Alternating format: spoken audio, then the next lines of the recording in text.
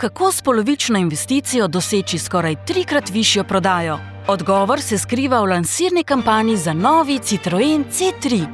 Rezultati, ki smo jih dosegli, so izjemni, zlasti če upoštevamo izzive na evropskem trgu avtomobilizma. V Sloveniji so od leta 2019 praktično vsi evropski proizvajalci izgubljali tržni delež. Takšen padec se v panogi ocenjuje kot ogromen. Ker je Citroen C3 paradni konj naše znamke, je bilo lansiranje novega modela eno najpomembnejših v zadnjem desetletju. Zaradi nizkega proračuna smo kampanjo strateško usmerili na ciljne skupine z največjim potencialom za nakup. Nagovorili smo kreativne ženske in mlade družine, ki iščejo cenovno ugoden in napreden avtomobil.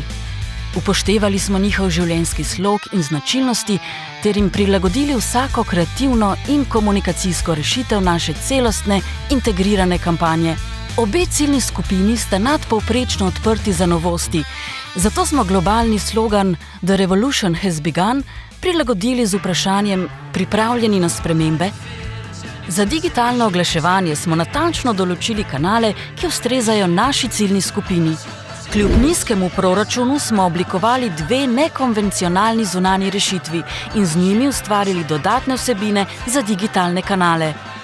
V radijskih oglasih nam je uspelo hudomušno povezati vozilo in romantična pričakovanja potencialnih kupcev. Ker jim je kino pomemben vir zabave, smo s Cineplex aktivacijo dosegli rekordno število testnih voženj.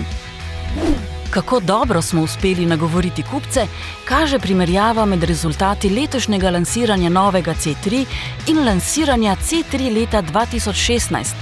Primerjava razkriva, da smo v prvih 3 mesecih dosegli skoraj 400% več naročil in skoraj 300% več dobavljenih vozil. Vse to nam je uspelo s kar 7-krat nižjo medijsko investicijo na naročeno vozilo.